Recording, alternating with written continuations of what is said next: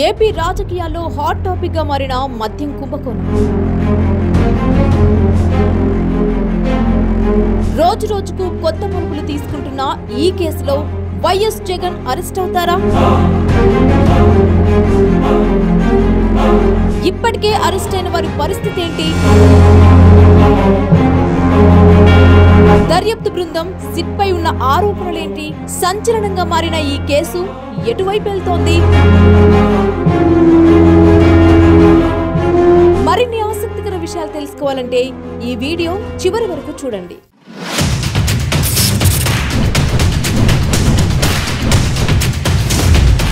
ఆంధ్రప్రదేశ్లో గత వైఎస్ఆర్ కాంగ్రెస్ పార్టీ ప్రభుత్వ హయాంలో జరిగిన భారీ లిక్కర్ స్కామ్ కేసు రాష్ట్ర రాజకీయాల్లో సంచలనంగా మారింది. ఈ కేసు రోజు రోజుకు కొత్త మలుపులు తీసుకుంటోంది. అనేక మంది ప్రముఖుల పేర్లు బయటకొస్తున్నాయి. తాజాగా ఈ కేసులో వైసీపీ నేత మాజీ ఎమ్మెల్యే చెవిరెడ్డి భాస్కర్ రెడ్డి పేరును ఎఫ్ఐఆర్లో చేర్చింది సిట్. దీంతో నిందితుల సంఖ్య 39కి చేరింది. అసలేంటి మద్యం కుంభకోణం? దీనిలో ఎంత మేర నగదు చేతులు మారాయి? ఇందులో ఎవరెవరున్నారు?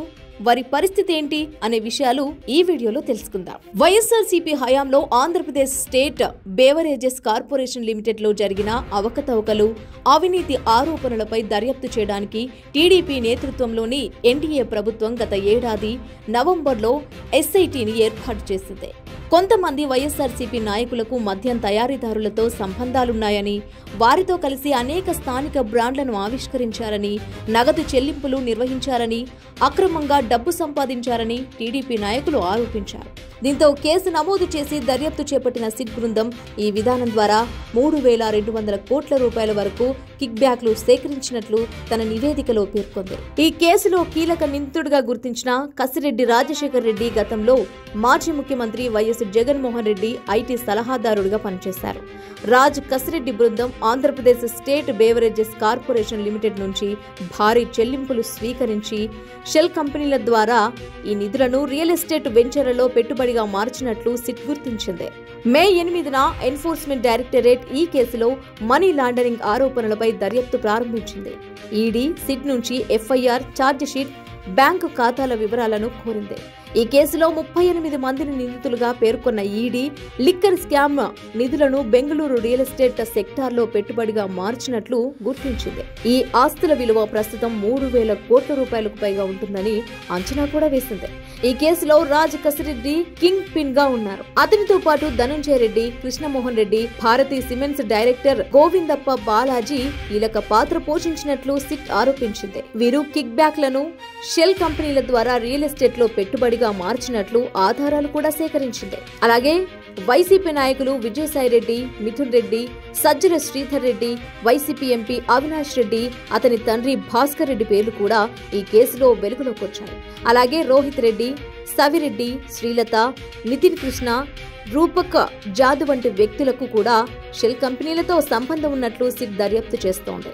ఇక తాజాగా మాజీ ఎమ్మెల్యే చెవిరెడ్డి భాస్కర్ రెడ్డి ఈ కేసులో ప్రమేయం ఉన్నట్లు గుర్తించిన సిట్ అధికారులు ఆయన్ను కూడా అరెస్టు చేశారు. బెంగళూరు నుంచి కొలంబో వెళ్తున్న చెవిరెడ్డిని ఎయిర్పోర్ట్ లో సిట్ అధికారులు అదుపులోకి తీసుకుని విజయవాడలోని సిట్ కార్యాలయానికి తరలించి విచారిస్తున్నారు. ఇక ఇదిలా ఉంటే సిట్ దర్యాప్తులను అడ్డుకునేందుకు కొన్ని అదృశ్య శక్తులు కుట్ర పన్నుతున్నట్లు సిట్ అనుమానం వ్యక్తం చేస్తుంది. తప్పుడు ఆరోపణల ద్వారా సిట్ అధికారులపై ఒత్తిడి తెచ్చి తద్వారా కేసు దర్యాప్తును బలహీనపరచాలనే పన్నాగం వీటి వెనుక ఉందని పేర్కొంది. ఇప్పటికే విచారణలో ఉన్న Chevireddy Bhaskar Reddy gunmen head constable N Madan Reddy తనను విచారణకు పిలిచినా సిట్ అధికారులు వారు చెప్పినట్లుగా రాసి సంతకాలు చేయాలన్నారని ఆరోపించారు. తాను సాక్షిగా విచారణకు వచ్చానని, వాస్తవాలే చెప్తానని చెప్పగా సిట్ అధికారులు తనను అసభ్య పదజాలంతో దూషించారని పేర్కొంది. మద్యం కుంభకోణంతో చెవిరెడ్డి భాస్కర్ రెడ్డికి సంబంధం ఉందని, అదేవిధంగా 200 నుంచి 250 కోట్ల రూపాయల వరకు రవాణా చేశారని చెప్పాలని తనపై ఒత్తిడి తెచ్చారని అన్నారు. ఈ మేరకు సిట్ అధికారులపై ఆరోపణలు చేస్తూ డీజీపీకి మదన్ రెడ్డి లేఖ రాశారు.